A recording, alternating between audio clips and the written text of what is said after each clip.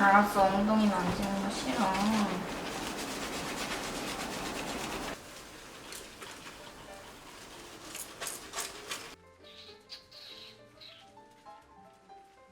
미용사들은 강아지들 목욕시킬 때 한두 마리 목욕시키는 게 아니죠. 때문에 손은 항상 건조하고 심하면 주부습진처럼 쩍쩍 갈라지고 빨개져 너무 아파요. 그래서 너무 건조해서 아플 때 가끔 고무장갑 끼기도 했었어요. 강아지 목욕 후에 드라이까지 하면 손은 더 아파서 핸드크림을 수시로 발라줘야 덜 아팠어요. 미용사들뿐 아니라 위생에 신경 써야 되는 제빵사들, 간호사들에게도 손의 건조증은 심각하게 느끼실 거라 생각이 들어요. 그 건조한 느낌이 다 계면활성제라는 성분 때문인데요. 자, 제가 여기서 성분 얘기하니까 머리 아프다고 나가실 분들 많으실 거라 예상돼요. 하지만 이 영상 보시고 난 후와 저는 분명 다른 시야를 가지실 거라 생각이 듭니다. 나를 위해, 같이 사는 반려동물을 위해 제가 너무 어려운 말은 걸러서 쉽게 설명해 드릴 테니까 한번 들어보세요. 합성 계면활성제, 소듐 라우릴 설페이트에 대해 들어본 적 있나요? 아마 생소하게 들리시는 분들이 대부분일 거라 생각이 들어요. 우리 실생활에 샴푸, 치약, 바디 클렌저, 주방 세제 등등의 위생을 위해 사용하는 성분인데 미국 독성학회에서는 소듐 라우릴 설페이트, 이 입자가 워낙 작기 때문에 피부 속 깊숙이 침투가 되고 장시간 계속 쓰면 누적되고 축적돼서 피부, 장기, 폐까지 흡수가 되어 발암물질을 유발할 수 있다고 해요. 발암물질, 그러니까 제가 좀 겁을 들인 것 같은데 계면활성제라는 그 자체가 꼭 나쁜 건 아니에요. 왜냐하면 기름과 잘 섞여 바이러스, 세균을 떨어뜨리기 때문에 청결, 위생을 위해 꼭 필요한 성분이고 특히 요즘같이 지겨운 코로나 바이러스, 이 코로나 바이러스로부터 우리를 지켜내고 보호해주는 방법은 수시로 깨끗이 씻어내는 수밖에 없는 거죠. 씻어내는 과정 속에 대충 헹궈내서 잔여물이 남게 되는 경우 자극이 되니까 헹궈낼 때 보다 완벽하게 꼼꼼하게 헹궈내야 해요. 뭐 그런 말 있잖아요. 화장은 하는 것보다 지우는 것이 중요합니다. 이럴 때 쓰는 말인가? 암튼 이 좋은 역할을 하는 계면활성제를 왜 조심해야 하냐? 문제는 얼마나 우리 몸에 남아 있는지 또는 이 필요 이상 씻겨 나가는 건지 환경오염은 어떤지 생각해 보고 쓰자는 거죠. 너무 많이 씻겨져 버리면 표피 보호막까지 필요 이상 씻겨져 버린다는 것인데 때문에 앞서 말씀드린 것처럼 건조증이 생기는 것이고요. 계면활성제 유출로 물고기 떼가 죽었다는 뉴스도 아마 보셨을 거예요. 계면활성제가 너무 강하면 두피 자극을 받아 약해지고 모발도 가늘어져서 탈모의 원인이 되죠. 손톱에 때도 이렇게 샴푸하면 같이 깨끗해지는 거 느껴보셨죠? 그만큼 이렇게 때까지 없애주는 계면활성제. 나만 손톱에 때 있는 거 아니죠? 아무튼 샴푸, 치약, 바디 클렌저도 계면활성제가 들어가고 입술에 바르는 립 제품에도 유화제라고 하죠. 용도에 따라 이름은 달라지지만 그것도 계면활성제가 들어가요. 기름과 잘 섞여 촉촉하게 하는 그 역할을 하는 거죠.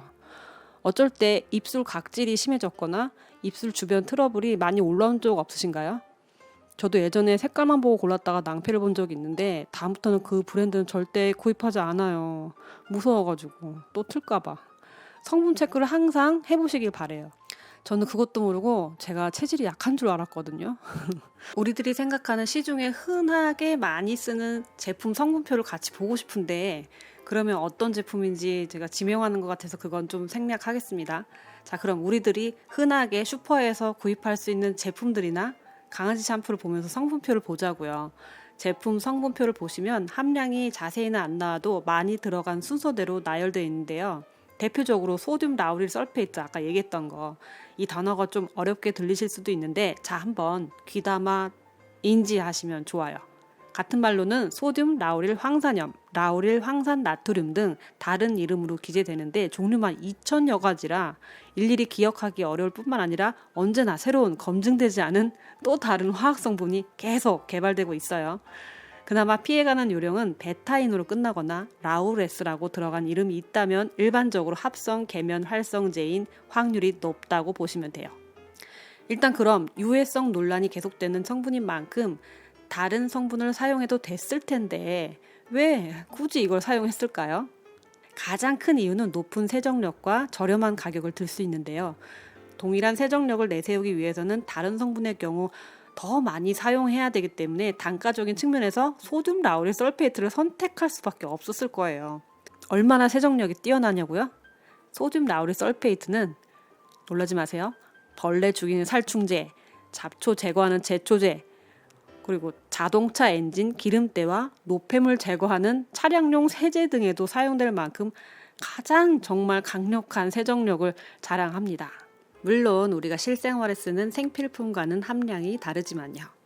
시중의 제품의 경우 안전하다, 성분이 미치는 영향은 거의 미미하다라는 의견도 많아요. 저희 신랑만 해도 저렴하거니와 구하기도 쉽고 지금까지 문제없이 잘 써왔는데 그러면서 그 부작용만 보면서 너무 맹신하지 말라고 하는데, 또 저는 또 제가 공부하고 내가 만들 수 있고 알고 나서부터는 아무거나 사용 못 하겠더라고요. 저에겐 이제 선택을 할 수 있는 환경이 주어지다 보니까요. 일단 유해성 논란이 계속되고 있는 성분인 만큼 주의해서 나쁠 건 없잖아요.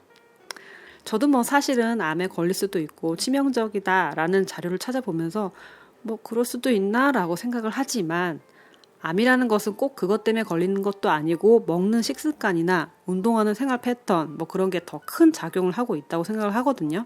전 원래 음식이건 생필품이건 아주 비싸고 좋은 건 좀 챙겨서 이렇게 하는 스타일은 아니지만 일단 나쁜 건 좀 피하고 보자라는 주의거든요. 소듐 라우릴 설페이트에는 특유한 향이 있는데 대부분 진한 향료를 써서 그 향을 못 느낀다고 해요.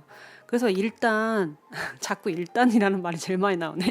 암튼이란 말이랑 아무튼 일단 향이 너무 많이 나고 거품이 너무 많이 나면서, 거품 우리나라 사람들 거품 좋아하는데 거품 그렇게 좋은 건 아닌 것 같아요. 헹궈내기 힘든 제품은 좀 피하는 게 좋지 않을까 하는 저의 손쌤의 작은 의견이고요. 여기서 좀 제가 만든 제품을 홍보하는 것 같은데 아로메리에서 사용하는 샴푸는 인공향이 아닌 아로마 에센셜 오일로 향을 내고 각각 그 오일의 효능도 같이 기대해 볼 수 있어요. 코코넛 오일 외에 식물 추출물로 만들어진 천연 계면 활성제로 만들어서 표피층 자극이 덜하고 거품은 나지만 쉽게 헹궈지는 듯 거품이 금세 씻겨나가는 느낌을 받을 수 있다고 해야 하나요? 암튼 나중에 아로마에 대해서는 천천히 알아보도록 하고요.